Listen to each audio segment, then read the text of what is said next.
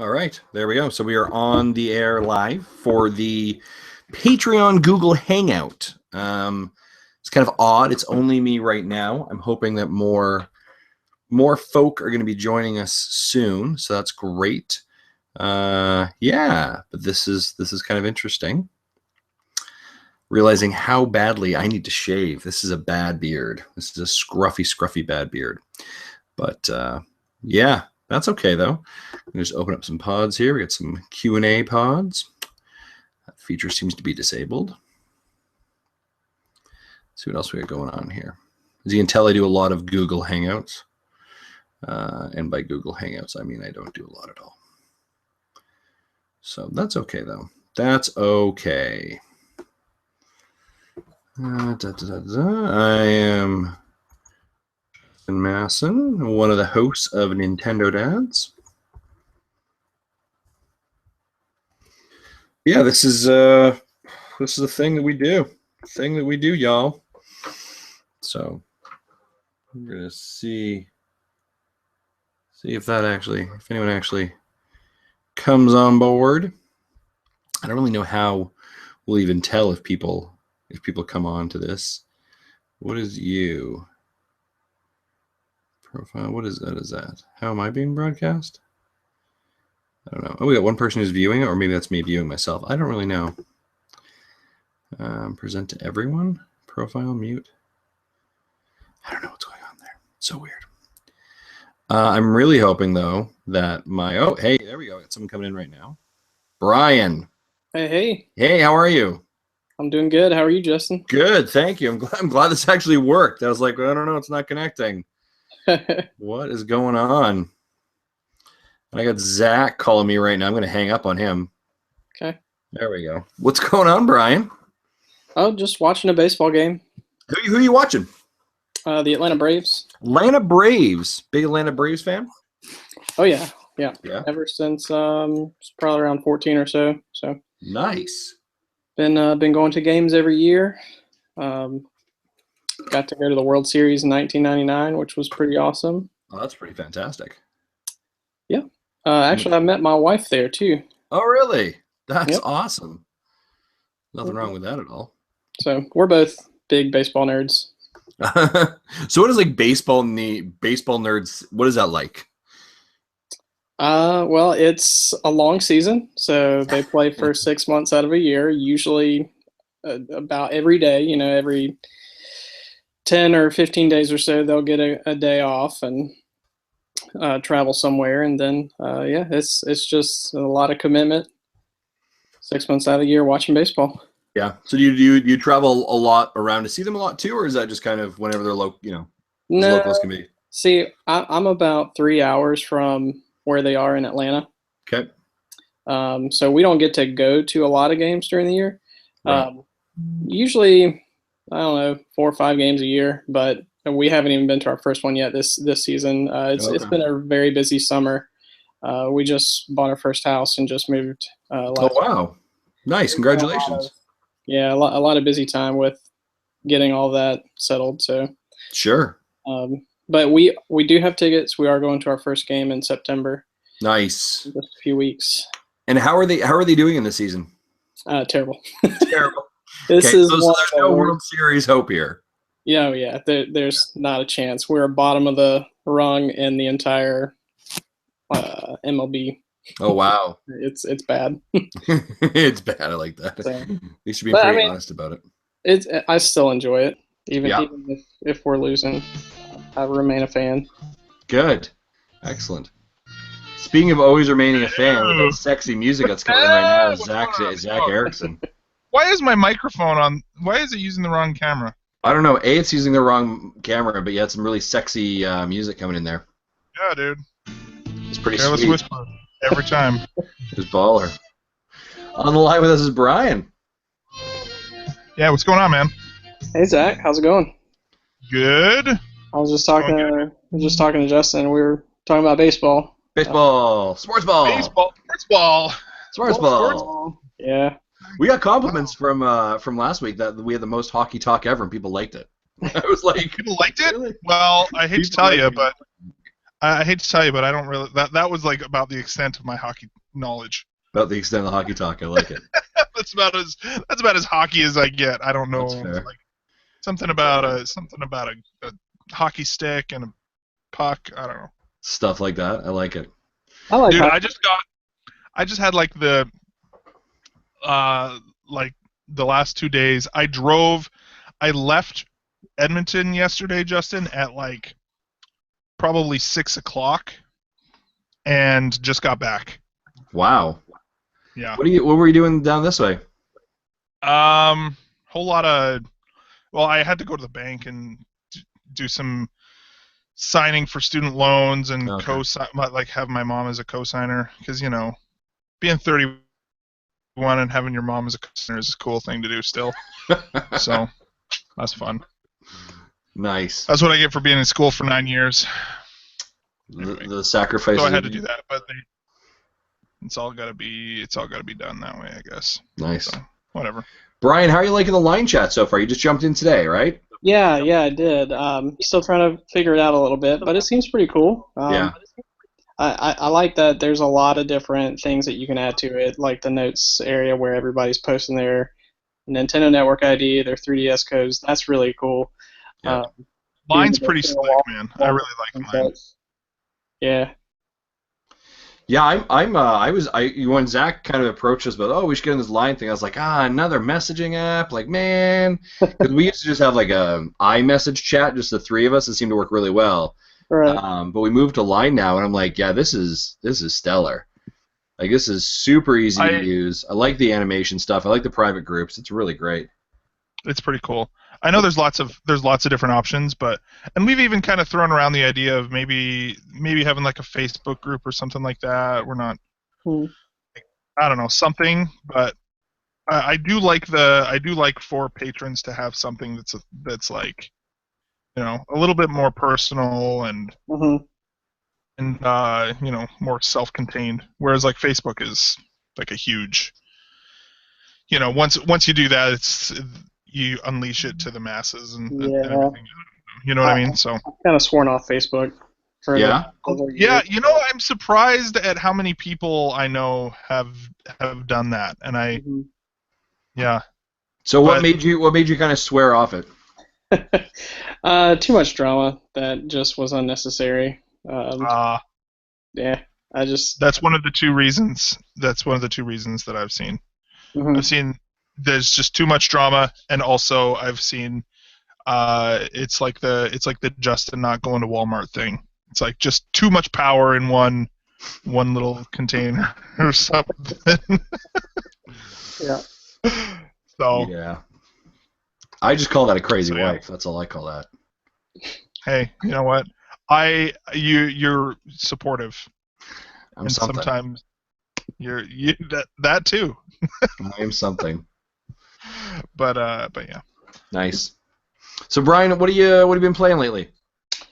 Oh man, I have been playing Legend of Zelda Minish Cap on the Wii U Virtual Console.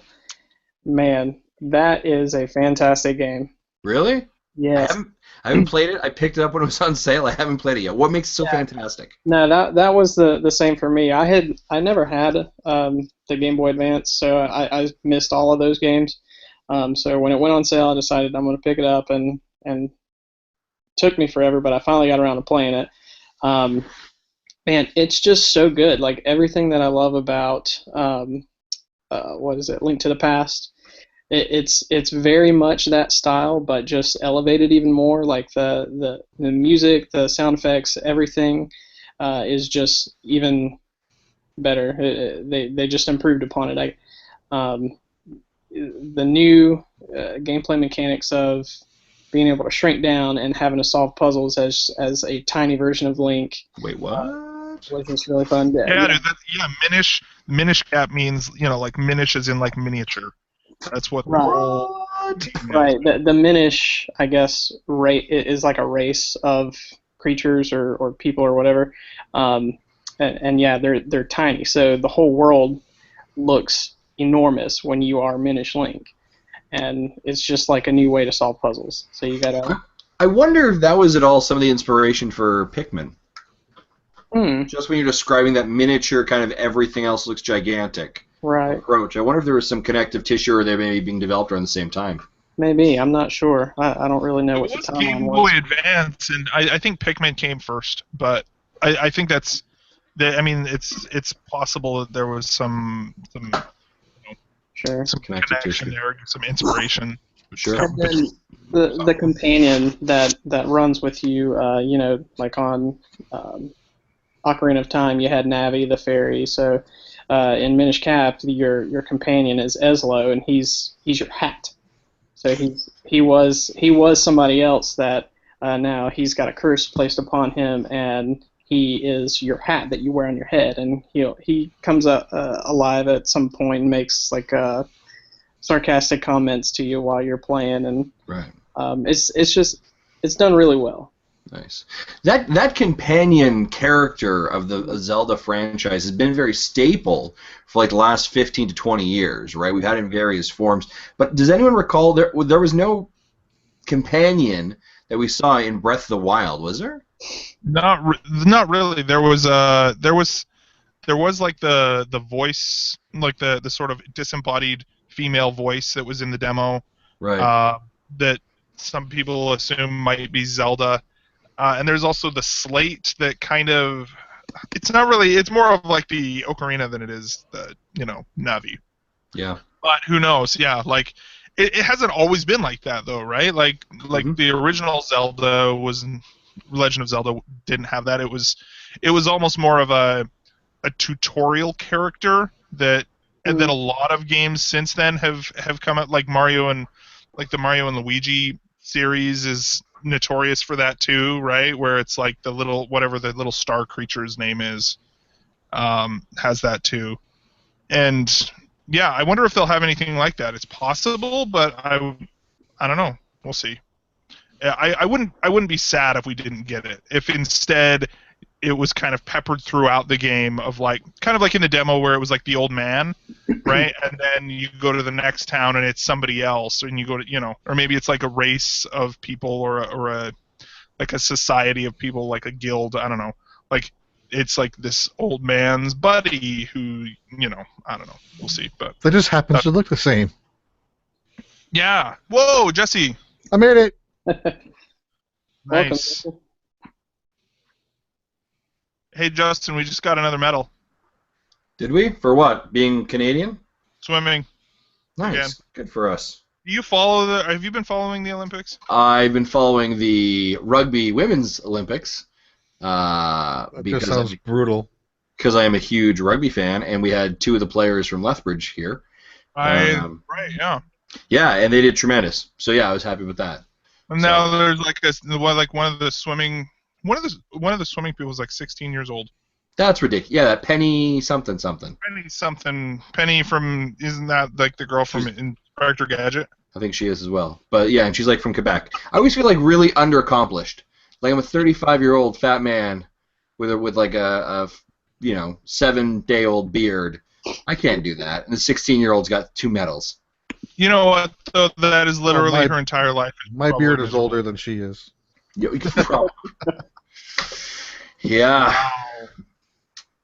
So Brian, what else? Any question? You got any questions you want to talk about, or what do you want to discuss? You got 3 of us, just you. Gosh, I don't know. I didn't really come prepared with any questions. That's all right. That's all right. You can chat about anything. Did you see any good movies recently, Brian? Yes. Went back through the Jason Bourne trilogy. Yes. In preparation to see the new one. I have not gone to see the new one yet, but we are definitely looking forward to that one. And there was something else that we just saw recently. Oh yeah, the new Star Trek movie. I just saw it last night, actually. Yeah. What did you think of it? How would you rank it in the new Star Trek universe? Well, let me just say that the new Star Trek universe is the only universe that I know of Star Trek. That's gasp. Okay, Jesse. Anyway. I've never watched the old ones. It's on my radar, I guess. Sure. I've wanted to go back and check those out. It's just a daunting task, knowing how many different series there are and episodes in each. So there's other shows that I'm like, yeah, this is only like 2 seasons. Let me get through that first. And so I haven't gotten around to it. All that to say though, the new movies I do thoroughly enjoy, but I do not have that former knowledge of what the originals were like. So I think they're fun action, and I think they're done very well. Yeah. So I did like this newest one. I don't know that I liked it as much as the first or the second, but I think it was good. Yeah, I kind of struggle with that too. I kind of ranked it. I didn't mind the first one. I thought the first one was good to kind of establish characters, but it just didn't ring. I don't think as good as the second one for me. I thought the second. I like Benedict Cumberbatch. I think he's quite good, especially like with Sherlock. I think he did a good job in this. A lot of good action. And then this one I thought was pretty good as well. So I actually would rank it like 2, 3, 1, just from and I was like a diehard Trekkie growing up, so I watched all 10 of these things. Yeah. The TNG, Deep Space Nine, kind of got lost in Voyager, some Enterprise, and now that new one that's coming out looks all right as well. So. Yeah. So if I were to start on one of the older series, where would you recommend I begin? Are you want to go series or movies? Series. Go TNG. Go the new Next Generation. Yeah. Now, mind you, the first seasons are a little bit rough. I'm not gonna lie. I'd say watch the first episode of Next Generation, but then after that, skip to season 3. You know, that's probably a fair point to make, actually.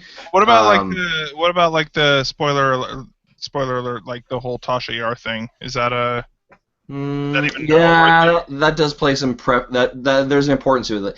I would go TNG, slog through the first 2 seasons, especially that first one's a bit rough. Riker hasn't found his beard yet. The uniforms are still just one camel toe, a little bit too awkward. Right, like it's just someone had to get some. What year did that start? What year was that in though? Like 87. 87. Oh wow. A very young Will Wheaton in these amazing space sweaters. See, I was in middle school when that started. Yeah. I remember like every Friday night, like once I think I've talked about it before on the show, like being a single. My mom was a single mom. But like we would kind of have like one night where it'd be like eat out night, so like the day you could have something that was takeout, right? And we would always order pizza from this little place in the town we lived, and it was like the same pizza every single freaking week. It was like she would get Hawaiian, I'd get pepperoni, and at 7 o'clock on a Friday was always Star Trek: The Next Generation, and that was like routine, regular. Friday night watching, right? Like it wasn't like, hey, you want to go play? I'm like, Star Trek TNG's on and we're having pizza. So like, there's nothing you're gonna do that's better than that right now, folks. So we're gonna, But yeah, so I think TNG's a good spot to start, and then I'd maybe after you finish the TNG, then I'd move into the TNG movies. Generations is quite good. They've got the old cast and new cast. They've got a couple other good ones in there. Nemesis with a really young Tom Hardy, actually. Like I think it was his first like big movie breakout role. He is not like Bane muscled up or anything. He just looks like he looks kind of anorexic. I'm not gonna lie. That one's probably I think the weakest of all of them. But yeah, you shut your dirty mouth. Generations and First Contact are the best. Are the top 2. Nemesis was good, and then they had like Insurrection. It had a few funny moments, but really, that wasn't very good. No, it was pretty horrible. I'm not gonna lie. I like conversations between Worf and Data. I think made the movie. What almost made the movie, but not quite. Yeah. So yeah, that's how I do it. And then if you finish all those and you want to chat some more, come back to me and I'll point you the next direction. But sure, that's actually pretty on par with other advice that I've gotten about that show. Even the skipping the first couple of seasons and just moving on, even though season 2 you got a completely different Doctor, and then you go back to the Doctor from season 1, and she's kind of useless. Yeah, they had some weird casting stuff. They had some weird casting stuff at times as well, actually. So. Well, but they definitely start with Next Generation, because if you don't see the first few seasons of Next Generation and then you try to go to like Deep Space Nine, it's assuming you've already known this history, that if you don't know it, you're going to be confused. Gotcha. And even then, the first few seasons of that was kind of shaky. It didn't really start getting good until maybe season 4 when they started with the big war. Spoiler alert. I probably won't remember that by the time I started. That's fair. So I don't think I started watching Next Generation until like near the end of season 5. I think I saw 2 episodes, and then it cliffhangered, and I'm like, no. Yeah, they definitely found their pacing around seasons 3, 4, 5. They were really hitting all the cylinders, and there was only 7 seasons of them. And you could kind of tell the last 2 they were just kind of winding down, kind of trying to figure out a way to wrap it up. At that point, the spin-off series were really starting to spin up. So Deep Space Nine was spinning up. I think Voyager was, a year away from spinning up as well. So you kind of see this this down. It's interesting, right? Like, if you think about it, the 80s and 90s lent us a lot of Star Trek, all the way up until the 2000s, and then it just died hard. Yeah. Network television. I liked Enterprise. Very few people did. I have a friend who is a big Star Trek fan and will be adamant that Enterprise is not canon. That's interesting. Again, that was another show where it really had a loose footing until after they announced the show was canceling. Then that last season got good. That's fair. And then that last season started filling in the holes, and that explained why the differences between what that show started and the original series, which then became the original series, especially with the Klingons. What is it? Join us next week when we start our own podcast called "This Is Star Trek Dads." What is the current do we know the timeline of this new series? Yes, it is 10 years after the original one. That was actually just announced today. 10 years after the original Star Trek. So like before TNG? Before TNG, yep. So like Enterprise B-ish? Ish, yep. Interesting. I was reading on the Facebook today. Weird. Yeah. Okay, here's a question for you guys. Do you guys? I've been on like a huge horror movie kick lately. Does anybody here like horror movies? I don't know, but Brian's cat's about to kill him is what's going to happen there right now. Oh gosh. Pardon my cat, y'all. That's all right. I was like, that's out of nowhere. I have been watching so many horror movies lately. It's crazy. Nobody else. I know a lot of people are like, oh, I can't watch horror movies too. It's not everybody's thing. But I don't watch horror movies at all. As a matter of fact, I'm not going to lie to you. I am watching Stranger Things, though. That's what I was about to ask. Watching Stranger Things. Yeah, Brian, are you watching it? Dude, I just finished it last night. I think my wife and I, we started it Monday or Tuesday night, and we finished it yesterday. But I watched the first 6 episodes in one night. I was just like, okay, one more. Yeah. Suddenly it was like 3 in the morning. I was like, oh gosh, I can't watch the last 2. Got you in. We got Richard joining the call. Nice. Welcome, Richard. I literally just started it yesterday, and I just finished episode 5 today. Yeah. I will be done by tomorrow. So I very rarely full binge watch, and these guys know, but I have binge watched it. I'll have binge watched it in 2 days. That shows it's got that quality about it. You know, you just can't put it down. Speaking of not binging, it's only 8 episodes, right? So it's not that big of a deal if you binge it, because it's like, oh, well, it's only 8 episodes, big deal. I'll just power through it. Yeah. So speaking of not binging, have you seen Daredevil season 2 yet, Justin? Yes. You did. Okay. Yeah. I thought that was very good. Have you seen the new trailer for Luke Cage? It looks so good. That I haven't. And can we go back to Strange Things for a second? Like September 30 for Cage, I think. Yeah. Okay. One quick thing about the Luke Cage trailer, and then we'll go back to Stranger Things. I love how they show a shot of him when he's like getting the serum or whatever and gives him his powers, and part of it for some reason they pay this awesome homage to the original Luke Cage, who has like the metal headband and the metal bracelet gauntlet things going on. It's just like part of the machine that there's just a shot of him with like the metal headband thing and bracelets. I thought it was awesome. Anyways, Stranger Things. So good. It is so good. The toothless kid is my favorite. Yeah. By far. No so good.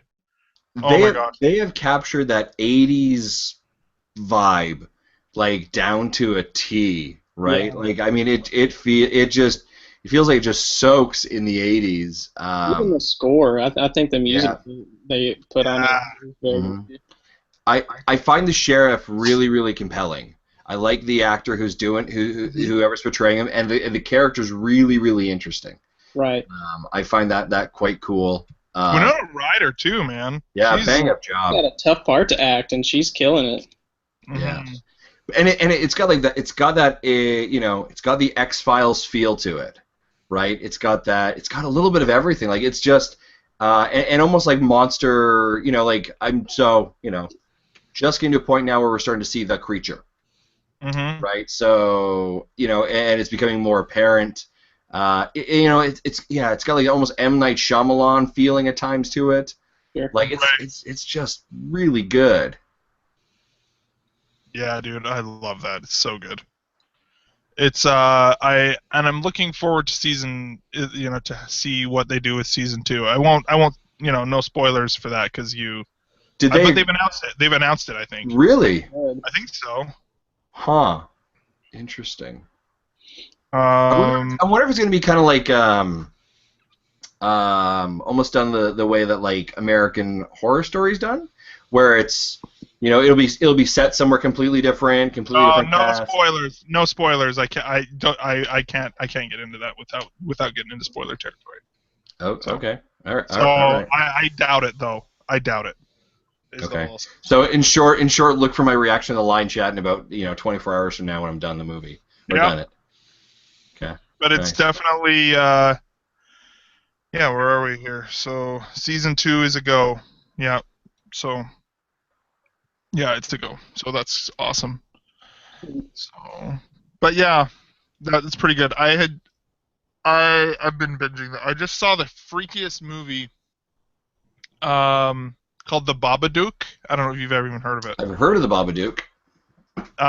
It's like this. It's like a horror movie, but it's like a psychological thriller sort of thing too. And there's so much freaking symbolism in it. And for like a therapist type thing, like there's so much stuff about like grief and stuff in it. I was just curious if anybody's seen it, but probably not. It's really good Richard, though. If you haven't seen Richard, are you a horror fan? Yeah, I'm really big into horror. have you seen it? Yeah, I have. Yeah. Oh, so good. Yeah, I watched it on Netflix like a month ago or so. Yeah. It was It's really so good. Yeah, it's there's so like I got sucked into all like the symbolism of what everything means and all that kind of stuff after I watched it, and it was really good. So, and like very few actors in that movie too. It was like basically just the mom and her kid, and the monster or whatever. Oh, so good. Anyways, Nintendo. I don't know. Yeah, Nintendo. I actually have some questions that were submitted that we can talk about if you want. Let's go for it. Yeah, I'll start answering some of these. So Chris asks, and this will be good to kind of go around the entire group. Chris asks, what non-electronic games do you guys like to play with either strictly your friends, family, or friends and family? So what So I'll go to this one. I'll pull this one first. I am a huge board game fan. I love playing board games. And I'll give you 3 games that I like to play right now. 2 of them are really good for kids. 1 of them does not work. The first one I'm playing is Exploding Kittens. And that was a Kickstarter project. You can check that out on Amazon. That's a great one. I kickstarted that one. We got our package, and a week later we lost it. I have no idea where it happened to it. Weird. Somewhere So in the that's- house, I hope. But That's a really great game, not only for kids but for adults. Like it's super easy to pick up. Really enjoy that one. Second one is Kings of Tokyo. Yeah, dude. That's a fantastic fantasy game. Andrew Garfield, I think is the not the actor. Andrew but Garfield. Garfield. What? I think he's the guy who actually designed it. But it's a fantastic game. Kings of Tokyo. There's a Kings of New York as well. I'd recommend going Kings of Tokyo. Okay. And It's the more then- simplified one, isn't it? Yeah, Kings of Tokyo is more simplified. So if you have kids, you're gonna rope them in. That's a good way, but it's a good Richard. It's any Richard. level. Oh, Andrew Richard. Okay, it's good any Richard. level. Zach, myself, and Sean Capri were playing that up in Edmonton about a month and a bit ago. Mhm. And then the third one I would really recommend is Pandemic. Yeah. And actually, I'm playing Pandemic Legacy, which is where you buy a season, and every single time you have to actually do things to the board, like put stickers on it and rip up player cards, and it's like it has whatever happens in game 1 has permanent effects for the next 24 games, which is a really cool methodology. So those are the things I like to play that are not video game related. So yeah. Sure. Let me ask you a question about the Kings of Tokyo and the Kings of New York. You were saying the Tokyo is a little bit more simplified. It's really good for kids. My wife and I, we don't have kids yet. Sure. And we do like tabletop games. We play with our circle of friends. You know, we're a little bit older. So would New York maybe be a better option for that demographic? I would probably still go. I would probably still go to Tokyo before I go to New York. And I think the reason for that is we even found like when it's just like my wife and we have like other family or other couples over that don't have kids and the kids are in bed, we'll go to Tokyo before we'll go to New York. Gotcha. Is it just the simplicity and the sort of almost like a, I don't want to say pick up and play because that's more of a video game term, but kind of. That's my sense anyway. Yeah, like when it was Sean, Zach, and I, it literally took I think a total of 3 minutes to explain how the game works, and we could have played it for hours, like in other rounds, and it was really good. So I'd recommend that way. Okay, yeah, because we almost bought it this past weekend. Amazon had a big sale on all their tabletop games. Yeah. And that was in our cart. We ended up removing it at the last minute and not getting it, but. That's good to hear. We may circle back around to that one. They've also got for Tokyo specifically. They also have expansion packs. So if you did find it too easy at times, or you needed that other level to make it complex, you could pick up the expansion packs, and those are really cheap too. So, but I definitely go Tokyo first. Do those just add new monsters and new powers and stuff? It adds a new monster. It adds different cards. It actually adds different abilities, which is really kind of a cool factor. It adds like a second layer to it, which makes it a lot more complex. It's pretty cool, actually. Yeah. Oh, it's on sale. It's, what, 40? This is .ca, but so it's like $12 American, probably. Probably. Damn currency. So. Yeah. Thanks a lot, Obama. I don't know that. Wow. That just went. I don't know who we're going to be thanking in a few months, but it's not going to be good. Yeah. Yeah. We all from afar watch, and we all kind of wonder. We're like, oh man, what are you guys doing down there? Yeah. We're going to build a wall before you do. And Ben joined. Hey Ben, welcome. Hey guys. How's it going? Good, how about you? Hey. Can't complain. Right on. So we've got Brian with us, we've got Richard, Zach, myself, Jesse. This is the largest crew we've had do this. Right on, man. I think we've, yeah, sweet. I like it. Brian, you were saying you played some tabletop games, right? What other any other ones you'd recommend? Yeah, well, we just picked up Forbidden Desert. Yes. I've played Forbidden Island a lot. Some of our friends have that one. And always have a good time with that one. I love cooperative tabletop games, and that's just a really fun one that's quick to pick up. It doesn't take several hours to play, and you can get I'm going to assume then, Brian, you've played Pandemic? I have played Pandemic, and I do really like that one. I have not played Legacy. Okay. The idea behind it sounds really fun, but I don't know that I could buy a game that I have to permanently destroy. Destroy, exactly. Yeah. We have like the basic Pandemic one, the kind of the starter one, and then somebody bought us Legacy for Christmas, so we have kind of both that. But the people who did Forbidden Island and Forbidden Desert is the same development company as Pandemic. So. Yeah, that Flashpoint is another fun cooperative game where a house is catching on fire. You've got to rescue everybody in it and get out before the place crashes on you. Nice. And then we're taking a chance on Legends of Andor. We have not played that one anywhere, but going by ratings and the videos that we were watching, it seems like it's pretty fun, fantasy style adventure game. Nice, I like that. Anyone else tabletoppers? Tabletoppers? That's not a real thing, is it? I don't know. Yeah, it could be. New podcast coming from Nintendo Dads and Tabletoppers. Tabletop dads. Hey, Richard, you put a question in the Patreon that I wanted to answer. Richard, your question was, and this will be a good opportunity for everyone to join in. When you were young, what games on the NES or SNES or GBA or Game Boy or Game Boy Advance did you love but never got a sequel that you would have liked them to get now? What do you guys think? The one that immediately came to mind, and I know, Zach, you need to think of Sega, so I'll let you really ponder the garbage that you had over there. Shots fired. Hey. Yeah, no. I actually was thinking more Game Boy stuff, but anyways. Yeah, a lot of the games, a lot of my favorite games were sequels, and therefore had subsequent sequels. So I'm not sure. That's a good interest. I would have really liked to see a sequel to Super Metroid in that exact same kind of art style on the SNES again. So, like, you want Zero Mission on the SNES? Whatever. Yeah. I'm okay with that. Ben, what about you? Any sequels that you wanted? Man, they didn't make a sequel to that awesome Aladdin game, did they? Yeah, it's called The Lion King. Yeah, seriously. No, I don't think they did. That would have been, but they made a lot of straight to tape videos for it. Yeah, they were so good. Yeah, it depended on the platform you were playing it on, though. That was an interesting time where you could have two games named the same, one on Sega and one on Super Nintendo, but they played entirely different.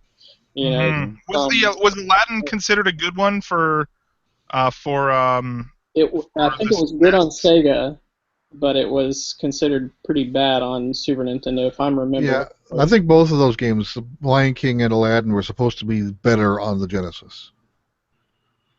Yeah, Aladdin. I actually played that not too long ago, and it was it is good still. Like, it holds up. I'm trying to think as far as Game Boy games. Most of the stuff. The thing is that I think other than Metroid, what other series has Nintendo not really done sequels for when it's successful? You know what I mean? Like most of them, they actually are like, oh crap, we should make another one of those, and they actually do most of the time. But I don't know. I'm trying to think. Especially GBA era, they actually put out a lot of stuff. Did DuckTales have a sequel? Oh, that's a good one. No. I think anything licensed probably didn't, other than Ninja Turtles, that had a ton. But what else? Chippendales Rescue Rangers would be a good sequel. Mm-hmm. I think there might have been a DuckTales too, because I think what I remember reading somewhere that if you try to buy it now, it's really expensive. If only there was a device that could tell us. There is a DuckTales too. What? Shut up. For NES and Game Boy, released in April '93. You know what was a great game for the NES? Flintstones. Don't think I ever played that one. Fantastic. I do remember renting that at one point, and there was that basketball game where you had to throw the rock basketball into the pelican mouth. Yep. Yeah, which apparently now it's a very difficult game to actually purchase. I think it's in the top 20 difficult games for the NES to find, and of course I had it, and of course gave it away. Gosh, I know. Of course. I regret that. I got rid of all of my old NES, Sega Genesis, many years ago now. But you sold it for pennies back then, and it's coming back around where retro is fun, and it's coming back into the light a little bit. So, I'm kind of regretting getting rid of all of those old consoles and games. Yeah. I've got one actually, and I know that they actually did a sequel to this, but I refuse to count it. Super Mario Land 2 6 Golden Coins. Somebody's got some very loud mic going on. Anyways, yeah, I know that they did Super Mario Land 3, which ended up being the first Wario game. But I was always like, well, give me another Mario game on Game Boy, man. I don't want to just have nothing but Wario games now on Game Boy. And they never made another Mario game on Game Boy after Super Mario Land 2. So that is one that I always wanted a sequel, like a proper sequel to Super Mario Land 2, but they never did. So I'd like to see kind of speaking of that, I'd like to actually see a sequel to Super Mario 2, but not Super Mario 3. yeah, dude, that's a good one. Oh, Like, go back down that road of Like Doki Doki Panic yeah, 2. Doki Doki Panic. It's almost like at that point in the Mario series, I would love to have seen like a parallel universe open, right? And you Yeah. continue down like a Super Mario 3 Doki Doki Panic, and then you also have Super Mario 3, the one that we know, opened up, and it's like this parallel kind of track going down. And at some point, like in the Super Nintendo era, they all like recombine for this incredible game. So you want another Mario game where you throw vegetables at frogs? Hey, don't get judgy. I'm just tired of jumping on Goombas, all right? I want something different. Fair. Did any of you guys ever play the Guardian Legend on the NES? No. no. I might have. That's the game that made me think of this question. It's like half space shooter and half I don't know what to really compare the other half of the game to. Kind of like a Zelda type, maybe sort of. It's like it's weird. It's like two different games in one, but the way they did it really flowed pretty well. Nice. No, yeah, I haven't ever seen that before. That sounds. All right, I have one similar to what Zach did. I know there is a sequel, but I don't want to count it. ActRaiser. Oh, I've heard of that one. Because I liked the God mode parts of of the first ActRaiser. Didn't really like the action parts, but the sequel is only action parts. I want more of the God mode. Yeah, the first one was definitely the best of the two.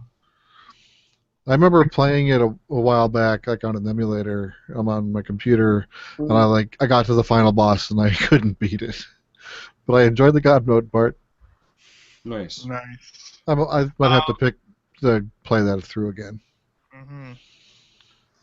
All right. Before I go to these questions, Ben, Brian, or Richard, any questions you have for us or anything you want us to chat about?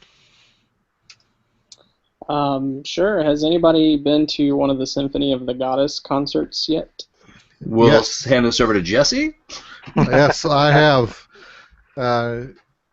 I actually had to pay for my tickets, unlike some people. I'm so excited, dude. Yeah, I think you're going next month? I think it's like the 21st or 22nd or something like that. Yeah, right around the time your child is supposed to be being born, isn't that right? You know what, though? My child is due on like the 15th, and my first two kids were born like a week early, so I'm golden. We're good. So I ended up going to one in March when they were in Kansas City, and I bought my tickets on day one. In fact, I think before general public opened it because I had a code to buy it like a day early or advanced sales. So I don't remember if I was exactly front row, but I was really close to front row and center. And Nice. in fact, I didn't think I ended up being too close. I might have enjoyed it more if I was further back and could see the full screen that they had behind the orchestra, because we were so close, we couldn't see the bottom third. Okay. But it was still fun. It was about How 2 long? hours. Oh yeah, I was about to ask. About 2 hours. So they play for about an hour and then have an intermission, and then they play for another hour, and then they wrap it up. That's cool. Nice. Yeah, I'm going next month, September 10th, in Atlanta. So I'm so excited for it. Yeah, I'm really looking forward to it too. I actually have been meaning to email those guys, because Justin, at least maybe this is something we don't record. Yeah, whatever. But because of like getting press passes, we may have the opportunity to get some sort of an interview. I don't know for sure, but that's what they told us, right? So I guess like we just need to like, I don't know if it's like in person, or I'm assuming it's in person, which means I don't know, is it professional to record on my iPhone? Because that's what I'm going to do. I think it's just fine. I don't have anything else to do it on. I could probably buy like a little microphone that I can plug into my phone and make it a little more snazzy, but Yeah, That's what so happens when the public relation guy pulls the strings. Sees what happens. that's right, man. That's when it's like, hey, look, they have a press button on their website. The website. We'll consider Push that ourselves button and press. see what happens. Magic happens. Yeah, exactly. Right. Yeah, no, I'm kind of jealousy actually. Like, I mean, Edmonton's only 5 hours away, but it looks like it'd be really, really quite good. So I can't wait to hear the reaction. And I did say before that this is not a con; it's a symphony orchestra. I wouldn't recommend the cosplay or having too much fun with what you wear. You should dress appropriately for a symphony orchestra. Though there were a few people dressed up in cosplay that were really nice. I think I might just pull a Miyamoto and wear like a Zelda T-shirt with a suit jacket over top. There you go. I would class. consider that completely appropriate. That's Yeah. class. I like That's it. kind of what I was thinking, actually. Getting a sport coat. And wearing You're still classy with throwing a little Zelda in there. Yeah. Like there was one guy there dressed as full blown Tingle. You know, Oh gosh. Oh, man. and everything. I took a picture of him. I need to find that and share it with you guys. That is An oddly Yeah, misplaced sock is somewhere inappropriate. And, True. and then there were more than one very nice looking Zeldas. Full princess, full princess outfit. nice. That's super cool. Nice. I'll try to airplay that picture to my iPad so I can put it into the line chats. There you Very go. cool. I like it. Do I can Ben, find those? Any questions from you or anything you want to chat about? Zach, when are you going to download Seventh Dragon? You know what? I actually downloaded the demo and I didn't get very far in it, but it's really it's a slog to get through. Like, there's so much exposition, and that slogs me down quite a bit, or like it really bogs me down. I couldn't even figure in the demo. I don't know if it's just a crappy demo, but it's hard to navigate through. Like, okay, well, it's like this weird virtual reality thing or something. I didn't think the demo was very good. And I'm supposed to find somewhere to go, but I don't really know where I'm supposed to go. Like, it was a confusing demo. I don't know. I'm gonna go back to it though, because I did download it and tried it a little bit, but I didn't give it enough time. It's kind of a Are you confusing liking game. that game though? Yeah, I'm liking it, but it's really easy to get lost in it. Like, they tell you one time where you're supposed to go, and if you don't pay attention really close to the dialogue, it can take you a long time to figure out where it is you're supposed to go, because there's nowhere on the map that indicates it. You can't pull the dialogue back up. It's not in a quest log, so I like it a lot, but, you know, I mean, if you sometimes I'll pick the game up and play it for 10 or 15 minutes and put it down, and if I don't remember exactly what they said in the dialogue, you're kind of screwed then. Yeah, that's what I felt the demo was like too, where it was just like, okay, like, because a lot of times I'm kind of just used to the idea of like, okay, well, I'm kind of skimming as I go through this dialogue, and then all right, and then all of a sudden it's like, okay, go. And I'm like, wait, I must have missed something because I clearly didn't read this, well enough to know where I'm supposed to be going, and then I just wander around aimlessly and then turn it off. So I just put 4 pictures in line chat. The top 3 are kind of dark and kind of lousy, but then the 4th one is out in the hallway, and there's the Tingle. The one thing that I really liked about it, though, or that I thought was really interesting, was the different styles. Like, that you could do. Like, another thing that made me sad about the demo was they've come right out and say, yeah, there's no character customization in this game, which, at least when I was looking at the website, was a really interesting part of what the game was to me. So, do you find that that's pretty good? Like, is that because there's different styles of art too as you kind of go through it. Yeah, I mean, you pick a fighting style for each one of your team. There's not a lot of customization. It's kind of once you've picked it from the get-go, you're kind of stuck with how they are. So. Oh, really? Which I know you were kind of excited from the last Nintendo Dads about having that customization, but I mean, I haven't encountered the ad. I've only played it for about 6.5 hours, but you'd think that would be enough time to get a feel for it. Yeah. The more I kind of looked at it too, the more it was like it looked like it might just be when you start the game, choose your flavor of art, whether it's like this sort of more of like a pop anime style. I think they call it like Tokyo, and then there's one that's more of like a almost like a sort of, I don't want to say medieval, but you know what I mean, like sort of more of like a generic fantasy sort of art style, and then but it didn't really seem to have very much of an effect on the gameplay, which is surprising because you would think if you're going to literally make all of the art assets for this game 3 times, that you would make it a little bit of a bigger part of the game, but I guess not. I don't know. It's weird. I was a lot more excited about it after 2 hours than I am after 6, so that doesn't say much good about it. That's good to know. I think it's Jesse's feeling about Super Paper Mario, Paper Jam. He was excited for the first 2 hours, not 6 later. Yeah, well, again, they had the shiny sticker enemies back from Sticker Star, and they're just lousy. Nice. They're like double the hit points, double the defense, and triple the attack. They're like, so if you don't know how to dodge, you're screwed. Mm-hmm. Uh-huh. What else are you guys playing? Richard, what are you playing? Lately I've been playing, actually, I just started playing Mario Tennis Ultra Smash. Oh, How's that, man? I was able to pick it up really cheap at Best Buy, and it's actually pretty good. You find it's good? Is it like a full price game good, or is it like if you get it on? Ben is shaking his head afar.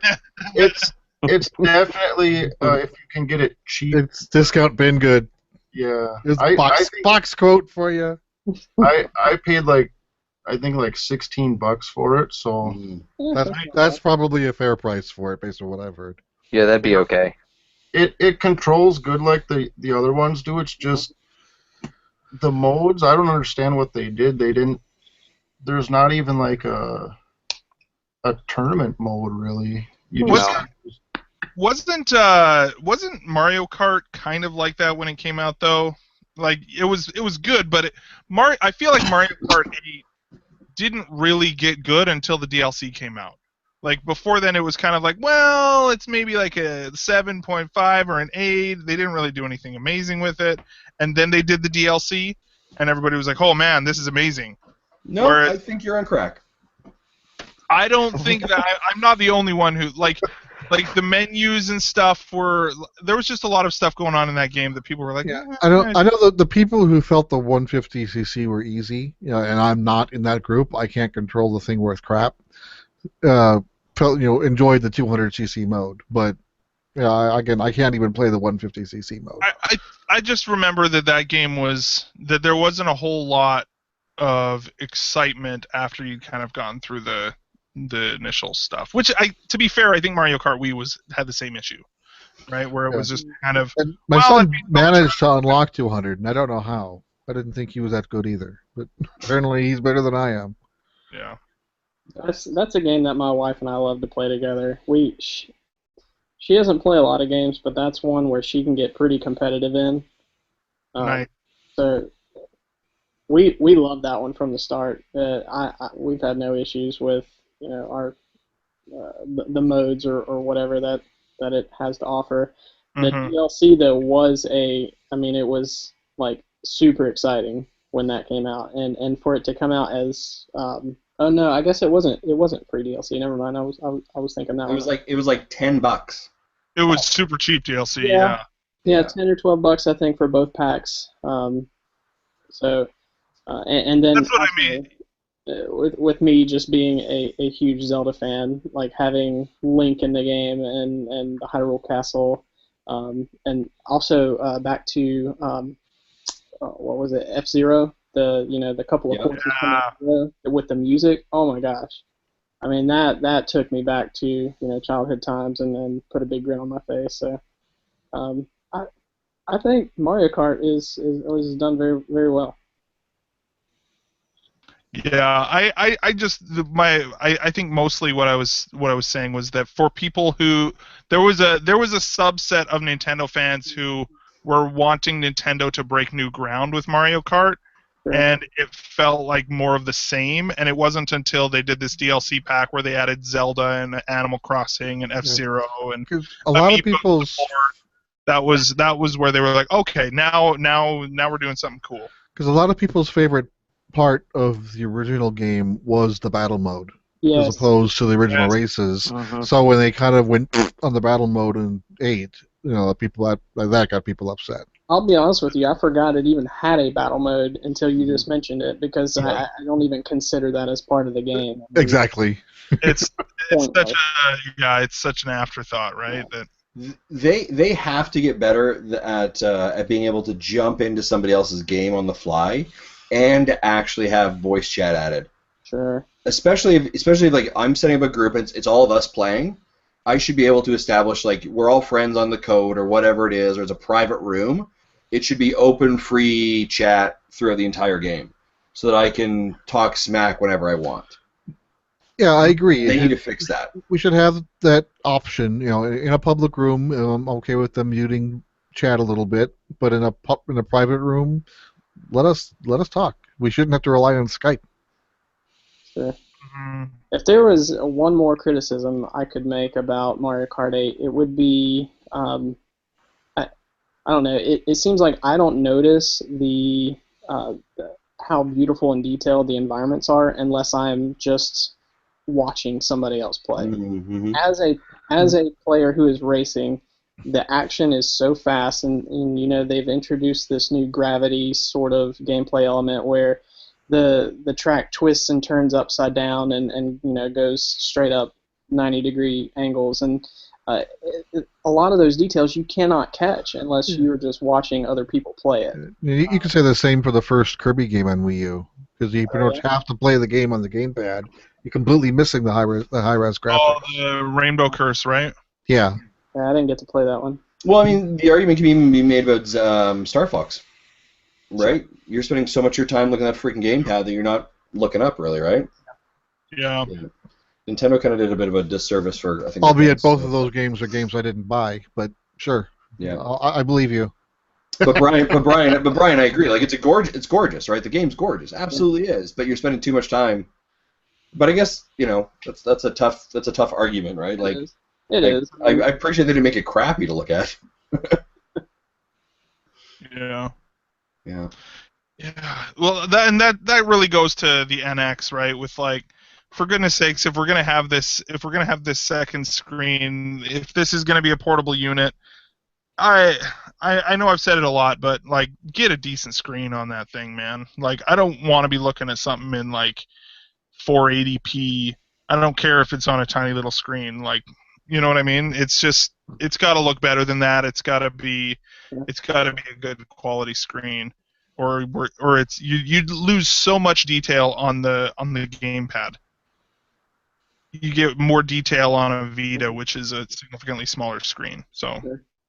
I feel that way about the 3DS screens too. Oh yeah, 3DS. Look at your phone all day and your TV, everything's in high def. Then you look at that thing for 2 or 3 hours at a time. Yeah, it's bad. And I mean, granted, they've done some really awesome things with it. Like, that says nothing about the quality of the games that they've managed to release for it. But it's 2016. You know what I mean? Like, especially on the XL. It's particularly bad on the XL, where you can very easily see the graininess of that. The low resolution screen. It's a little rough. Here's a thought though. Like, one of the greatest things about the 3DS is the backwards compatibility with the DS games. Mm-hmm. Uh-huh. And so if let's say the new 3DS had a full high def screen and you were trying to stretch those older DS smaller resolution images onto that screen, what would the fidelity look like of that video? I don't know. I don't know if it would be. I don't know if we upscale that. We have the ability to put Game Boy games on a big TV already, so at least it's not going to look that bad. Yeah, it's like still on a smallish screen. Sure. Yeah, I think you would have to have the right, where you run into, at least this is my understanding, Jesse, you can correct me if I'm wrong, but my understanding is that you've got to have the right ratio of pixels. So it's not necessarily that it has to be 1-to-1. for pixel count on the display, but it's got to be in a way where you're not compressing it and you're not pixelating it as a. So if, for example, if you have 1 pixel, if you're able to do like a 2x2 square representing 1 pixel on the things, I don't know if I'm making sense, but basically, if you have the ratio right, it should look okay. But you would have to have it essentially be 4 times the resolution of the original image. So I don't know. It's hard to say. I understood at least what you meant to say. Reminds me of, back in what would have been 2020 or late 2010, early 2011. They put out an Intellivision Lives for DS, and this was a game that was pretty much written, developed in the early stages of DS back in 2004, 2005, and then shelved because they couldn't find a publisher until really late in the DS life. And so when they finally released, I picked it up. I did a review of it, and had a review up on VG Tribune. And it was kind of a mixed bag of, this game works good, emulates well. This game emulates not so well. There was one game in particular I called Subhunt, that the native resolution of the Intellivision is just a little bit bigger than the native resolution of the DS. So it was like super pixelated, or